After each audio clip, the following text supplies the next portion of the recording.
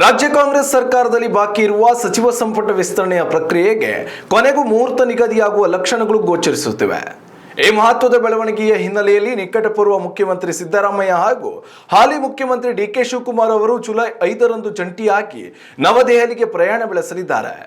ಕಾಂಗ್ರೆಸ್ ಪಕ್ಷದ ಅಗ್ರ ನಾಯಕ ರಾಹುಲ್ ಗಾಂಧಿ ಅವರು ತಮ್ಮ ವಿದೇಶ ಪ್ರವಾಸ ಮುಗಿಸಿ ರಾಜಧಾನಿಗೆ ಮರಳುತ್ತಿರುವ ಬೆನ್ನಲ್ಲೇ ಈ ದಿಲ್ಲಿ ಭೇಟಿ ಆಯೋಜನೆಗೊಂಡಿರುವುದು ರಾಜಕೀಯ ವಲಯದಲ್ಲಿ ತೀವ್ರ ಕುತೂಹಲ ಕೆರಳಿಸಿದೆ. ಉನ್ನತ ಮೂಲಗಳ ಪ್ರಕಾರ ಜುಲೈ 6 ಮತ್ತು 7ರಂದು ಹೈಕಮಾಂಡ್ ನಾಯಕರೊಂದಿಗೆ ಸಚಿವರ ಆಯ್ಕೆ ಕುರಿತು ಅಂತಿಮ ಸುತ್ತಿನ ಸುದೀರ್ಘ ಚರ್ಚೆಗಳು ನಡೆಯಲಿವೆ. ಎಲ್ಲವೂ ಅಂದುಕೊಂಡಂತೆ ನಡೆದರೆ ಜುಲೈ 10ರಿಂದ 12ರೊಳಗಿನ ಅವಧಿಯಲ್ಲಿ ಹೊಸ ಸಚಿವರ ಪ್ರಮಾಣ ವಚನ ಕಾರ್ಯಕ್ರಮ ನೆರವೇರಲಿದೆ.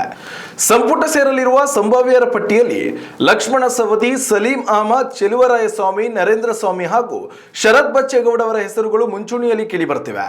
ಬೆಳಗಾವಿ, ಮಂಡ್ಯ, ವಿಜಯಪುರ ಸೇರಿದಂತೆ ವಿವಿಧ ಜಿಲ್ಲೆಗಳಿಗೆ ಸಮಾನ ಆದ್ಯತೆ ನೀಡಲು ಹೈಕಮಾಂಡ್ ಚಿಂತನೆ ನಡೆಸಿದೆ.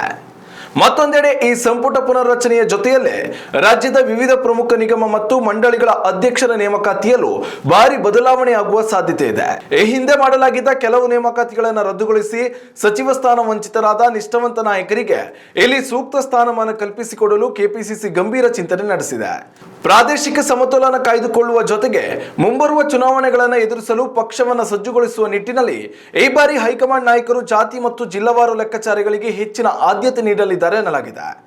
ದಿಲ್ಲಿ ಪ್ರವಾಸದ ನಂತರವೇ ಅಂತಿಮ ಪಟ್ಟಿ ಪ್ರಕಟವಾಗಲಿದ್ದು ಆಕಾಂಕ್ಷಿಗಳಲ್ಲಿ ಡವಡವ ಹೆಚ್ಚಾಗಿದೆ.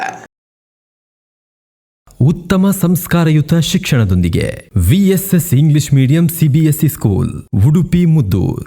ನರ್ಸರಿಯಿಂದ 10ನೇ ತರಗತಿವರೆಗೆ ಶಿಕ್ಷಣದ ಜೊತೆಗೆ 5ರಿಂದ 10ನೇ ತರಗತಿವರೆಗಿನ ವಿದ್ಯಾರ್ಥಿನಿಯರಿಗೆ ಉತ್ತಮ ಹಾಸ್ಟೆಲ್ ಸೌಲಭ್ಯವೂ ಇದೆ.